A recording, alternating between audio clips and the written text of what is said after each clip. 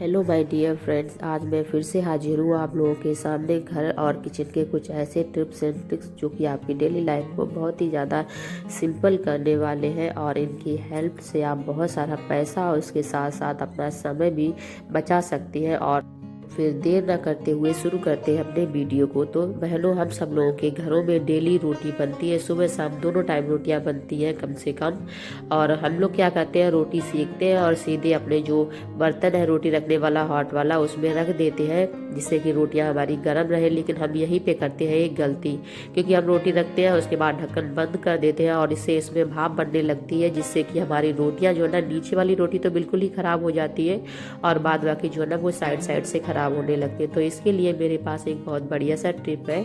आपको क्या करना है, आपको जब भी रोटी सेकनी है तो सेकने के बाद आप किसी प्लेट या थाली में एक कटोरी रख लीजिए और उसके ऊपर आप सेक सेक करके रोटियां सारी रख लीजिए। और जब सारी रोटियां सेक जाए तो उसके बाद आपको क्या करना है, आपको अपना ये जो बर्तन है ना रोटी रखने वाला, इसमें आप चाहे तो कोई छोटी सी कटोरी रख लें, उसके ऊपर रख दें, और चाहे तो आप ऐसे भी रख दें, तब भी रोटियां मतलब बिल्कुल भी ख़राब नहीं होंगी। और आप कि रोटी से निकलने वाली जो भाप है ना, वो पहले ही हम जब कटोरी के ऊपर रखते हैं तो सब जा चुकी होती है। और इसके बाद आप आराम से जो हमारा डिब्बा है इसका ढक्कन आराम से बंद कर दीजिएगा और बेफिक्र होकर रहिएगा, रोटी बिल्कुल ख़राब नहीं होगी। तो कैसा लगा टिप? अच्छा लगा हो तो फिर एक लाइक कर दीजिएगा।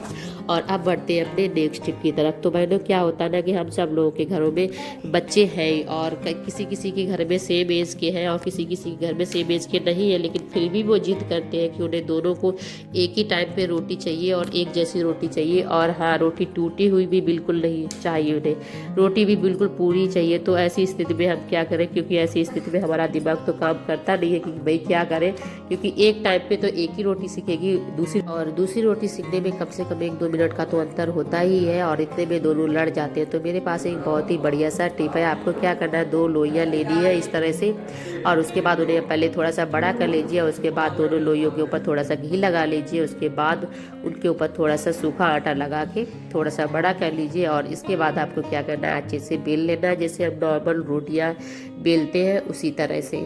और बेलने के बाद आपको बस तवे पे जैसे हम नॉर्मल रोटियां सेकते हैं उसी तरह से डाल के सेक लीजिए। आप चाहे तो जैसे भी आप सेकते हो रोटियां उसी तरह से सेक लीजिएगा। तो बस मैंने अभी रोटियां सेक ली है। और आप चाहे तो इस ट्रिक से पराठे भी बना सकते हैं, क्योंकि पराठे बनने के बाद भी मतलब काफ़ी अच्छे से बनते हैं। तो अभी जो है ना, बस मैंने सेक ली है रोटी, और रोटी सेकने के बाद आप अभी से नज़र लगा सकते होंगे ना कि 2 रोटियां है ना, वो दोनों अलग अलग अभी हो चुकी है। और इस तरह से देखो, दोनों रोटियां हमारी बहुत ही अच्छी सी बनी है और आप अपने बच्चों को इस तरह से दे सकते हैं। और मैं कभी कभी इस तरह से ट्राई कर लेती हूँ जब बच्चे जिद करते हैं। और इस तरह से आप पराठा बनाते हैं तो पराठा सच में बहुत ही अच्छा बनता है। और हाँ, ये चीज़ ध्यान रखें, रोटी बिल्कुल भी कच्ची नहीं होती है, क्योंकि वो सिर्फ अंदर साइड में मतलब डायरेक्ट फ्लेम में नहीं आती, इसलिए वो ऐसी दिख रही है। लेकिन रोटी हमारी बहुत अच्छी सीख चुकी है। अच्छी लगी हो टिप तो एक लाइक कर दीजिएगा। और अब बढ़ते हैं अपने नेक्स्ट टिप की तरफ। तो दोस्तों, हमारे घर में बहुत सारी ऐसी मेडिसिन पड़ी होती है जो कि हम यूज में नहीं ले सकते, क्योंकि कभी कभी क्या होता है ना कि हम लोग दवाई लेके आते हैं लेकिन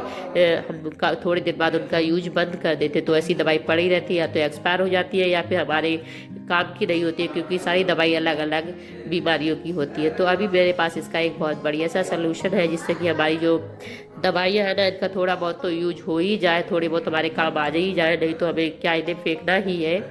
और इसके अलावा हमारे पास इसका कोई दूसरा ऑप्शन नहीं है। तो मैंने क्या किया है, आज इसका मैं एक बहुत ही अलग हटके यूज बताने वाली हूँ। सबसे पहले तो आपको इसमें से निकाल लेनी है टेबलेट्स, जो जितनी टेबलेट्स आपको यूज करनी है। तो फिलहाल मैं जो है ना, मैं 4 टेबलेट निकाल ली और इसे मैं 2 तरह से यूज करूँगी इस वजह से। और इसके बाद आपको क्या करना है, आपको गैस पे थोड़ा सा पानी गुनगुना होने रखना है और इस गुनगुने पानी में ही आपको टेबलेट डाल देनी है। मैं सिर्फ 2 डाल रही हूँ, जैसा कि मैंने बताया मैं 2 दूसरी जगह पे यूज करूँगी इसलिए। और इसके बाद हमें इस पानी को कहाँ पे यूज करना है ये मैं आप लोगों को बता दूं। तो सिस्टर्स, हम सब लोगों के घरों में लेट्रिन होती है और हम लोग उन्हें डेली यूज करते ही हैं, और उसके साथ साथ ही उनकी डेली सफाई भी होती है। लेकिन कुछ ऐसे बैक्टीरिया और वायरस होते हैं जो कि हमें हमारी आंखों से दिखाई नहीं देते हैं, लेकिन वो बने रहते हैं। इस वजह से जो ये पानी है ना दवाई वाला, ये पानी इन सारी चीज़ों को दूर करने में हमारी काफ़ी हद तक हेल्प करेगा, जिससे कि ये दवाई है ना, ये दवाई भले ही एक्सपायर हो गई हो, लेकिन इनके अंदर वो सारे गुण होते हैं जिससे कि ये बैक्टीरिया और जो वायरस है ना एक्स्ट्रा वाले, उन्हें मार सकते हैं। यानी कि हमारी काफ़ी हद तक हेल्प करेंगे। और यदि आपको मेरा ये तरीका अच्छा लगा हो तो फिर एक लाइक कर दीजिए। और ये पानी डालने के 10 से 15 मिनट बाद आपको फ्लैश ऑन करना है। और इसके बाद आप बढ़ते हैं अपने नेक्स्ट टिप की तरफ। तो अगला टिप है हमारा इस तरह से दालों को लेकर, उसको लेके मेरे 2 टिप हैं। तो सबसे पहले पहला टिप मैं आप लोगों को बताती हूँ कि पहला टिप क्या है कि इस तरह से हम लोग जब मार्केट से दालें लेके आते हैं तो हमें नहीं पता है कि कौन सी दाल हमारी अच्छी है या कौन सी दाल हमारी ख़राब है। ख़राब का मतलब ये है कि मार्केट में मौसम चेंज होने की वजह से या फिर काफ़ी दिन रखे रहने की वजह से दाल में नमी आ जाती है, जो कि हम लोग मार्केट से लेके आते हैं, सीधे कंटेनर में भर देते हैं, जिससे हमारी दाल जो है ना वो जल्दी ख़राब हो जाती है। या फिर जब हम सब्जी बनाते हैं तो उसमें अच्छा टेस्ट नहीं आता है या फिर दाल जल्दी गलती नहीं है। तो इसे टेस्ट करने का एक बहुत ही बढ़िया सा तरीका है। आपको क्या करना है, दाल का एक दाना लेना है और इसे आपको अपने दांत से काटना है। और दांत से काटते समय यदि कट की आवाज़ के साथ दाना टूटता है तो आप समझ लीजिए दाल अच्छी है। और अदरवाइज यदि मतलब आवाज़ नहीं होती है, बिस्सा हो जाता है, तो फिर दाल जो है वो हमारी नम है। तो ये तरीका हमें लगता है बहुत सारे लोगों को पता भी होगा। अब बढ़ते हैं अपने नेक्स्ट टिप की तरफ। तो दोस्तों अभी जो ना मार्केट में इतनी ज़्यादा पॉलिश वाली दालें आ रही हैं कि हम वास्तव में जो सही दाल है उसमें और पॉलिश वाली दालों में अंतर करना ही नहीं समझ पाते कि मतलब कौन सी पॉलिश वाली है कौन सी अच्छी वाली दाल है जो कि फ्रेश है, क्योंकि इस तरह से पॉलिश की जाती है कि हम पहचान नहीं पाते हैं। तो मेरे पास इसका पहचान करने का एक बहुत ही बढ़िया सा तरीका है, जिसकी हेल्प से आप पहचान कर पाएंगे कि दाल जो है ना पॉलिश वाली है या फिर बिना पॉलिश वाली। क्योंकि जब हम दुकान पे जाते हैं तो हम उन्हें वहाँ पे पानी से वॉश करके नहीं देख पाते कि हाँ भाई दाल में पॉलिश है या नहीं है।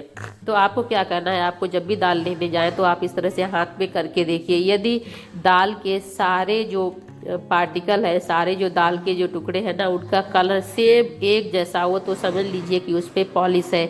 अदरवाइज जब हमारी फ्रेश उनके जो दाने होते हैं वो दानों में काफ़ी ज़्यादा उनके कलर में अंतर होता है, जो कि हम अपनी आंखों से आराम से देख सकते हैं। जैसा कि मैं आप लोगों को दिखा रही हूँ, ये दाल जो है ना ये बिना पॉलिश किया और इसमें आप अंतर दानों के कलर में आराम से देख पा रहे होंगे।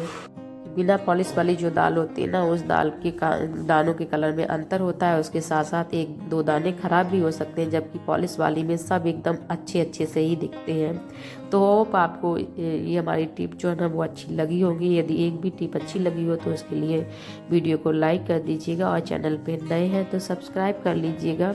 और इसी तरह के वीडियो आप लोगों को आगे मिलते रहेंगे, तो उसके लिए आप लोग अपना नोटिफिकेशन भी ऑन कर लीजिएगा। थैंक्स।